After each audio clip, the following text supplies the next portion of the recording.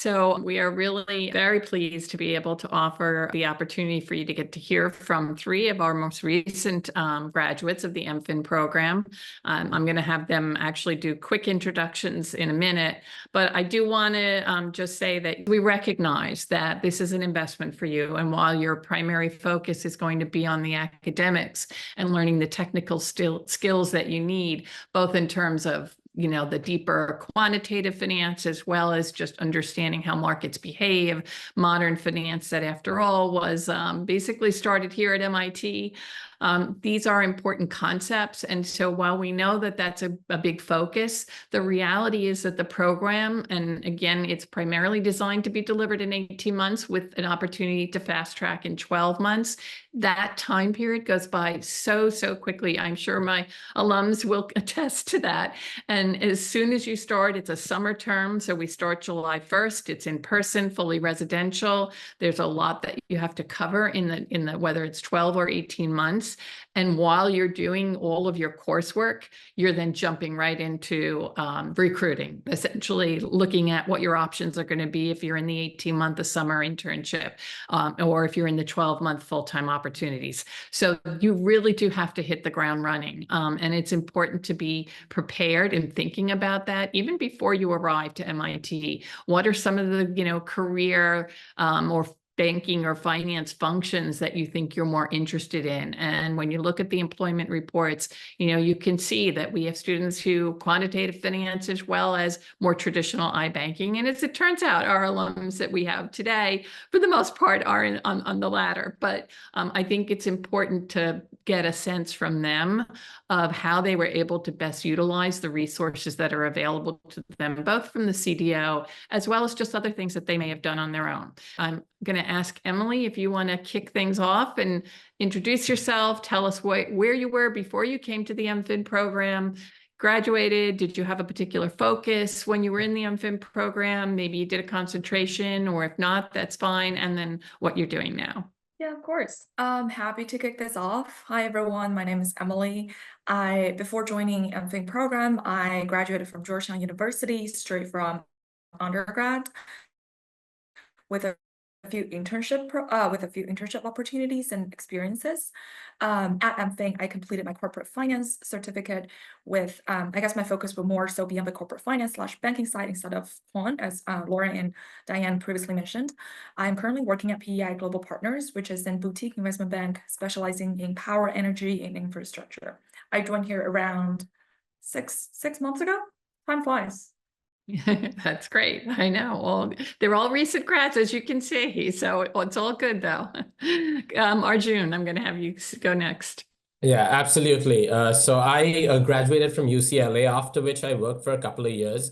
So I worked at Ernst & Young after my undergrad in Los Angeles as well as the Cayman Islands. And while I was doing that, I used to audit private equities and hedge funds. And I really loved the way they valued their positions. And I realized that I need some more experience in that line. So I came into the MFin program. And after my MFin program, I've joined a company called Stout. We are basically an investment bank and evaluation advisory. And my role is a bit specific, like I value complex derivatives. Happy to tell you more about that in the Q&A. Yeah. Perfect. Thank you, Arjun. And last but not least, George. Hey everybody, I'm George. Before MFin, I studied engineering at the University of Texas. I actually came into the MFin program thinking I wanted to do more of a quantitative role, and ended up actually going the corporate finance track. And I'm now at Taft Advisors in New York, and the boutique investment bank. I sit on the TMT and digital infrastructure team. Excellent. Thank you so much. So, Laura, did you want to go ahead and ask some more questions? I know you had a few that you teed up for our alums, but we want to also keep this as, a little bit more informal, a little bit more loose. Let them talk a little bit about, some of their experiences too. So I'll give you, let's say, a softball, and just want to know, how did the MFin program prepare you for launching your careers? George, you want to go first? I mean, I guess I can. Oh yeah, you already knew. I honestly, I know that the panel, as Diane was saying, is largely on the corporate finance side, but I think the overall breadth of the program allows you to take extremely quantitative courses as well, all the way from in the mathematics department to any other courses you can take, at Sloan as well, through cross-registering at different schools within the Boston area. So any kind of curriculum that you kind of want to set for yourself, I think will ultimately prepare you at the highest level of degree that you could really go. I think it's a lot of the MFins that come out, whether that is on a trading or quant research or a iBanking role, it is pretty astounding how well they teach you in the MFin program. I sometimes think I wish I did my undergrad in the MFin program too, and just stayed there for 4 years. But it's a tough one. Sure, I can go next. Yeah, I mean, like George said, just seconding that, an incredible experience, learning so much from people like yourself as well. And yeah, but I would say that if I were to pick something that was very particular, it was the futures and options class, because that really taught me depth into financial instruments. And I use that on a day-to-day basis today at my job. And I wouldn't have been able to do that had I not done the MFin program, like learning nuances of different financial instruments. Yeah, Go I ahead. think adding on to that, I definitely agree that there's like a quant portion of like the curriculum, like the Python requirement and everything. But for someone like me that has like a corporate finance or like a banking perspective, there are like some valuable courses that I've taken, sort of like paving my way basically to like banking or like valuation or like how like the industry will look like. So that's definitely something that's also like a balance between like the quant side and also the corporate side of like banking or finance. So I spoke briefly to how career is everywhere at MIT, and you're touching upon some of the courses. Can you think too maybe about a networking event, another class or faculty member, action learning? Was there something that really impacted you and you feel that it contributed to your career growth as a student and to where you are today? Love to hear about what comes to mind. Oh, I think. Oh no, I'm not. I'm not gonna. Ladies first. sorry, George. I was gonna mention, I remember like the MFin networking night. That was definitely one of the top hits in my mind because our firm actually just went there. It was, I think, the past Tuesday. That's where I met my current firm, and they come up to like Boston, and then I network with them. I talk to them. That's like one of the great ways to know some of like the firms that aren't really necessarily post like their job postings anywhere. Like I know that our firm didn't really post a lot of openings online, but they would offer to like MFin students because MIT or MFin program is one of our targets. Another thing, in terms of like courses, I would probably flag the pro seminar classes that we have at MIT. I took the investment banking pro seminar with Igor, and it was a very exciting journey. We partnered with one of the investment banks, Goldman Sachs, to do one of the projects. That's where I definitely learned and gained some like real hands-on experience by like doing the modeling, the process, and talked to them or like whoever is really working in the industry every week. So that's definitely one of the most valuable.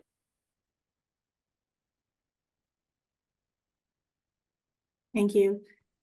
George, Arjun, is there something that comes to mind that really impacted you during the program for your career growth? Oh yeah, absolutely. The networking night was wonderful. And I think for me personally, it was meeting the professors and getting a perspective from them about like what exists in the market. Because prior to coming into MIT, I didn't even know a role like Stout exists. And a professor really educated me about this because I'd come in from a consulting background where I loved advising clients, but I wanted to know more about finance and specializing onto like financial instruments and doing more work like that. And that's something that, yeah, I got to know about that field to begin with. And then she was kind enough to introduce me to a person who's a director at my current firm. And that's how I was able to like land this role. So yeah, very grateful. And that, yeah.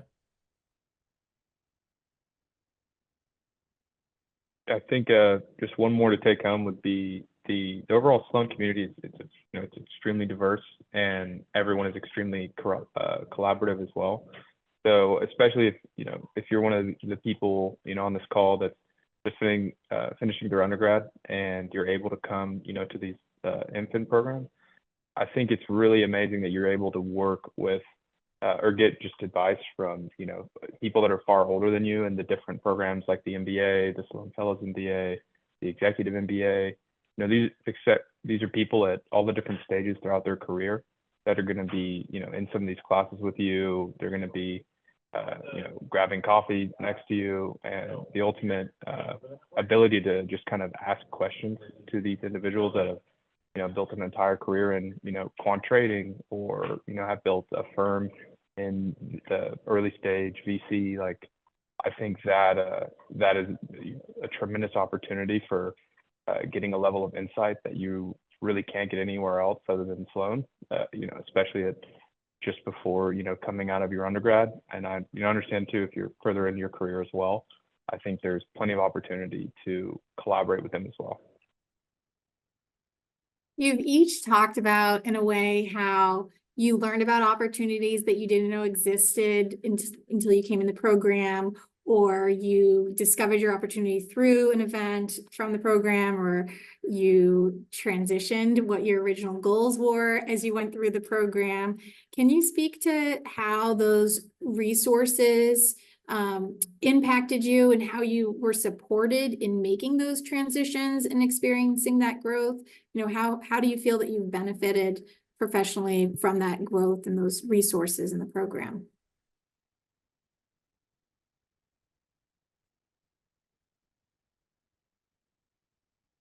I guess I'll throw it back in. I think in terms, I think there's multiple avenues that were extremely helpful for my growth personally. Whether that's, I think it's talked about the action learning labs. You get to work with, these companies, amazing companies, and you're going to their offices and meeting with them, and actually being able to solve, real problems, and they're giving you, their data, where you're able to actually feel like you're doing something meaningful.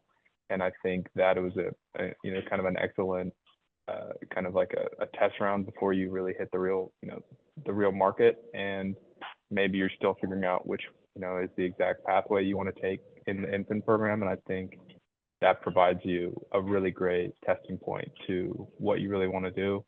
And no, I think the overall support that you get from the CDO and all the different faculty, within the MFin group is pretty tremendous. I think, I heard you can have unlimited career advising appointments. I abuse that quite a bit. So yeah, there's, lots of support.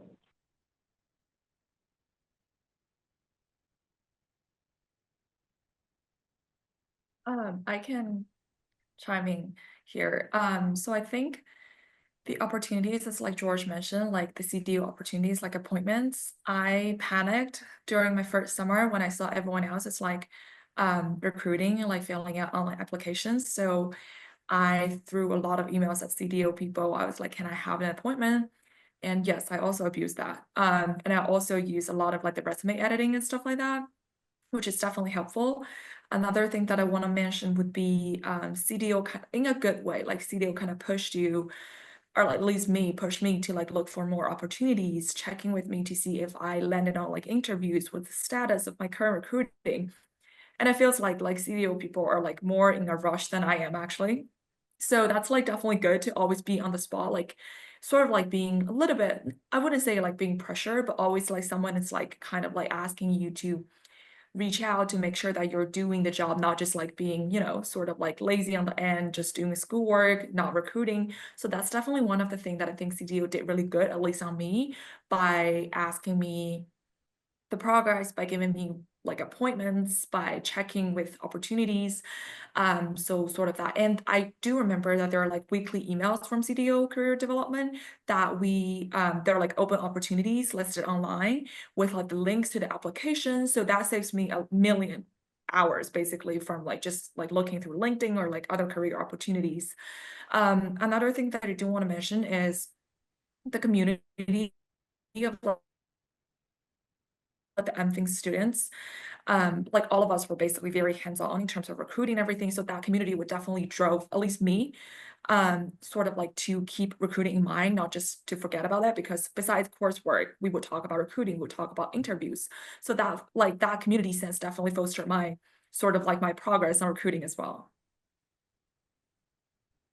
Yeah, definitely, absolutely, seconding both of them and just adding on a couple of things. The MBAs, I believe, have this program called New York Finance Day, where you get to go to New York. But I just wanted to say the CDO was so proactive, and because I had enough work experience under my belt, they actually put in my name, and I was allowed to accompany the MFin for that program, which is very, very, very helpful, and get in front of all the prospective employers. So I just wanted to put testament out to how proactive and incredible the CDO is. And secondly, just going further into what Emily touched upon, like even the students that you study with are so incredible. Like I didn't come from like any sort of a quant background at all, and I still don't know a lot. But my interview needed me to know a little bit of option math, and I was fortunate enough that I had my fellow students training me before the interview and stuff, and I was able to do well enough. So yeah, so please take advantage of like the people around you.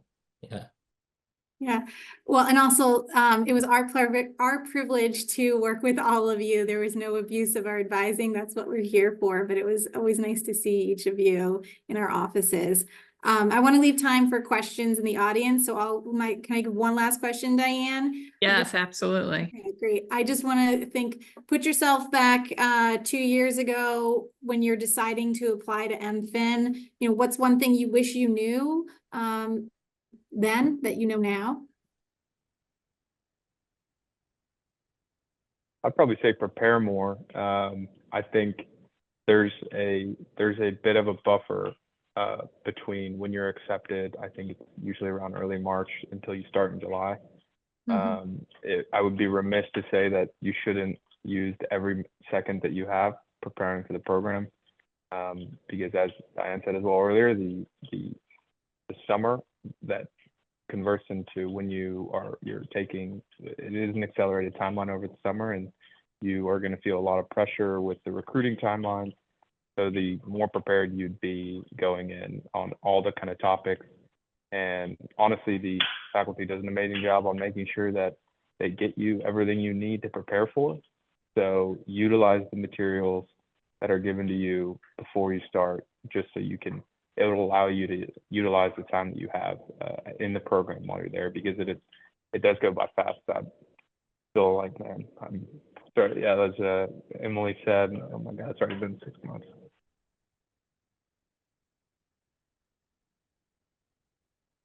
That's great advice. We can't overemphasize that enough. Yeah, I think one thing that I wish I knew before joining would be definitely reach out to MIT people.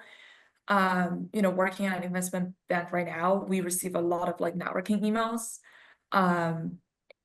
And if there's like an email from MIT email address, no matter it's for like networking, or if it's for like a general chat into the banking industry, or if it's asking if we have any open opportunities, we would answer to those, especially if, you know, we study at the same school.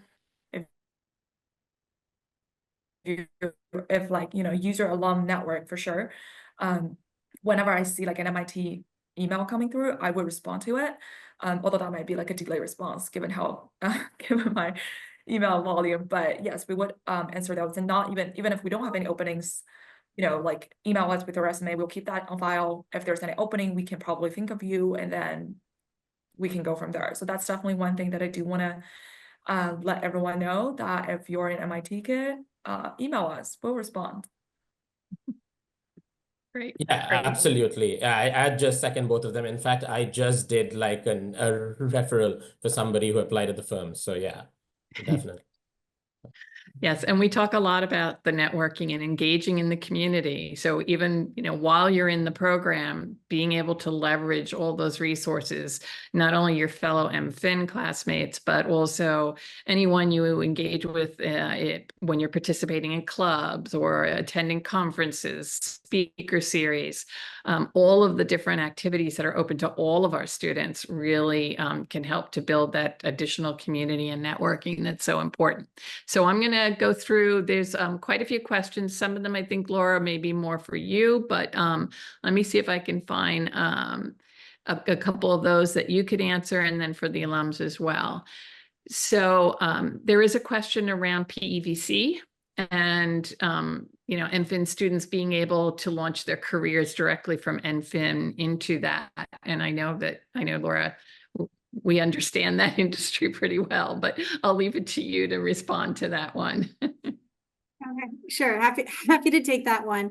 So you'll see in our employment reports, you can look at year after year. We do have a small percentage of students that go into private equity or venture capital following the program. It's usually hovers around 4 or 5% of the class each year. What's true about the private equity and venture capital industry is they often like talent that has a few years of work experience under their belt already. And so a lot of our MFin students aspire to go into private equity and venture capital, but they'll do it by going to banking first, and then after 2 or 3 years pivoting into that space. Others also go through the strategy consulting route. Those tend to be the most common pathways to break in there. That's true for the US market. It's broadly true internationally as well. There can be some more opportunities to go directly into PE in the European market. It varies, but generally we do have a lot of MFins interested in that space, more in the medium to long term career goals. Yeah. No, absolutely. And again, this also is important as it relates to what we just talked about, engaging in the community, joining the PEVC club, networking with, our MBAs, executive MBAs, many of whom may have already had work experience in that industry. And they can be, again, for your future, you have that MIT.edu after your email. It really is a very powerful way to develop those networks in that community. So there were a few questions around the rise of fintech, of course, and AI and other technological advances. What are we seeing, if at all? And maybe this is for you, Laura, too, but if the panelists have any thoughts on it, in terms of how this is impacting the work that they do or careers. Great question.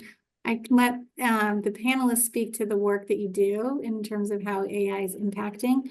As far as the career support and recruiting opportunities, it's something that we're seeing a lot of our students leverage for additional practice. There's a lot of ways that AI can help you prepare. It gives you additional practice. It can help you with your research. It can help you with feedback. And so we are helping educate students on how to utilize AI to help really accelerate their preparedness. Also sourcing job opportunities. I've seen some AI leveraged as well for that. Yeah. And I mean, I will also add to that just what, MIT is, after all, a research institute. Hence, there is a tremendous amount of work and opportunities to engage in the community here around AI, fintech. We have the Golub Center for Finance and Policy Research that does a tremendous amount of work in fintech space. We've got the Lab for Financial Engineering, and then just throughout MIT, because keep in mind, while you're at MIT Sloan, and oftentimes you can find yourself getting, sort of caught up in the bubble of MIT Sloan. There's the rest of MIT that has a ton of work that's being done in this space. So there's lots of ways for you to engage and just learn what's happening in terms of the research as well as potential opportunities. Anything else from our alums on this topic? Yeah, I think luckily, if at least on like a banking perspective, like if you're going to a more boutique firm, like we're at, I think you are able to leverage more of using LLMs in some way, any kind of open source format there, and then implementing a level of using Python in some tasks, especially when you are given a lot of data from clients, or there isn't some kind of data analytics or kind of route that needs to be done. I think you are given a bit of freedom to do so, even in like a banking side, but from like maybe a broader industry. I know it is being used from like a more bulge bracket perspective on helping them, like automate certain tasks on their reach out, or automating on some of the pitch deck creation where it's a little bit easier on that side. And then on the quantitative side, I think, yeah, it's just going to be ultimately being at MIT, as Tom was saying, is definitely the best place to be in terms of getting a kind of a competitive edge going into that market, where having the level of understanding and the level of competition is going up, and your greater understanding of how a lot of things working. I mean, I took like an LP class in finance, and it was, you know, I was with all of my teammates went into, you know, quant research, so I was very lucky to be on their team. But I think, yeah, I think there's a lot of opportunity there for, you know, MIT to prepare you, whether you're going the quant side or the banking side, because of the different dynamics. I'm going to keep you on the hook for a minute, George. I know you'll be fine with this. So one of the questions for you specifically was around the fact that, you know, yes, you're in corporate finance, but you came from an engineering background. Sort of what made you what put you in the direction of the career choice that you made launching your career? And let me just preface it, not to answer the question for you, but keep in mind that this program it's not just about the first job out of the gate.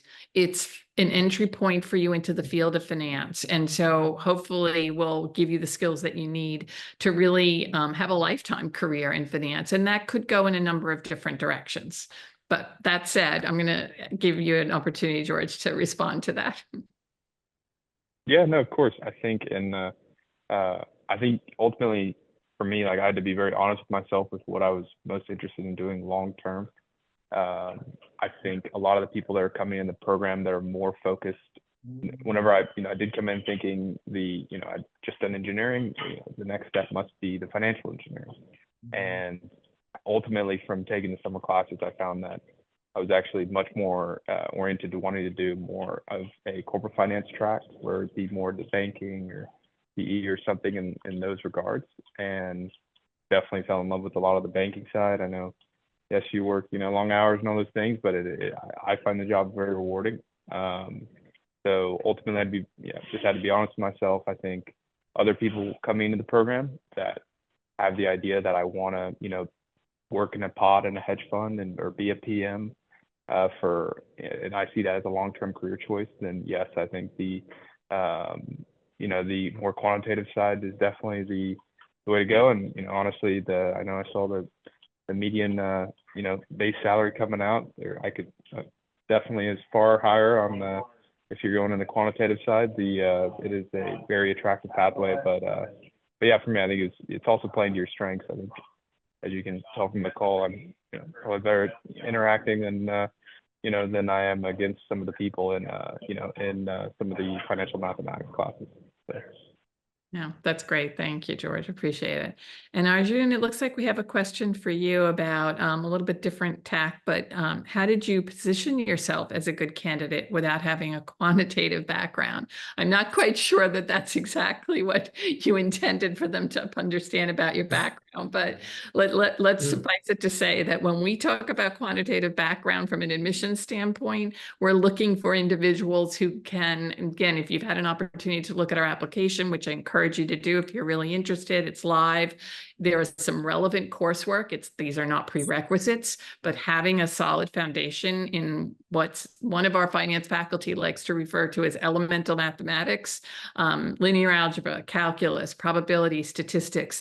These are going to set you up to really be able to take advantage of everything that MIT and MFin has to offer without feeling like you're always catching up. And so, Arjun, I'll let you sort of. No, absolutely. Fair question. So I made a conscious effort before applying. So I had I learned a lot of Python on my own, firstly, but secondly, I'd also taken 2 college level math classes, which are after my undergrad, So that really prepared me to be fine enough for both, basically for the first class and so forth. Yeah. Yeah, great. No, thank you, Arjun. And yes, coding, while again, it's not a prerequisite, it's really helpful to have some familiarity with Python in particular. And in fact, as part of the admissions process, there will be an assessment if you advance in admissions, pass the application. There will be, as part of the whole interview and admissions process, there will be an assessment that includes a little bit of coding and some mathematics. So again, these are just foundational. We're not asking you to have advanced Python, but some coding familiarity, and of course, just again, a strong foundation in mathematics. So I think there were some questions around ESG and impact investing. I don't know if any of our panelists had an opportunity to take any classes or maybe got to do a course somewhere or even an action learning lab. Did anyone here? Yeah, I did an action learning lab with TZP Group, which is a small private equity firm in New York, and it was Right. basically studying the impact of how carbon credits can be used in alternative investing, and I thought it was a great experience. It was not only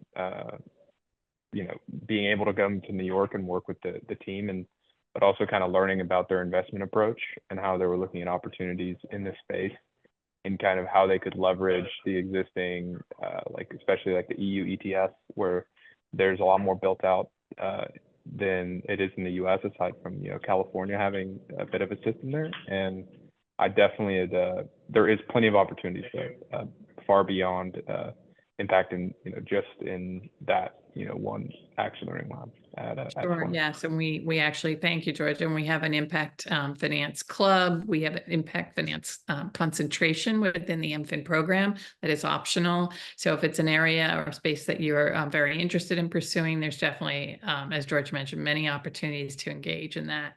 So we're getting close on time. I want to finish off with our alums. And for each of you, I thought this was an interesting question because we talk a lot about the program and the academics and the curriculum, while of course this is the primary focus, but love for each of you to answer the question of how did you balance coursework and any social fun activities that you got to engage in as part of being at MIT in the community? Oh yeah, absolutely. I think that's a huge part. And one of the clubs which I never failed to go for was the wine club. So as a part of the Sloan Wine Club during my time there, and yeah, that really helps me out even today when we go for networking events and take clients out. So yeah, so I think the MIT and the Sloan community gives you a lot of opportunities, whether it's like just your work or you can go wine, sailing. I think a lot, yeah, unbelievable opportunities. So yeah, so definitely take advantage of those. Yeah. But certainly test your time management skills, correct? Yes, yes, yes, yes. Please don't go for one if you have an exam the next day. Yeah. Exactly. Thank you, Arjun. Emily, George. Oh, go ahead, George. Oh, yeah. I think luckily the structure of the program kind of indirectly allows for like a super tight-knit community within the MFin program.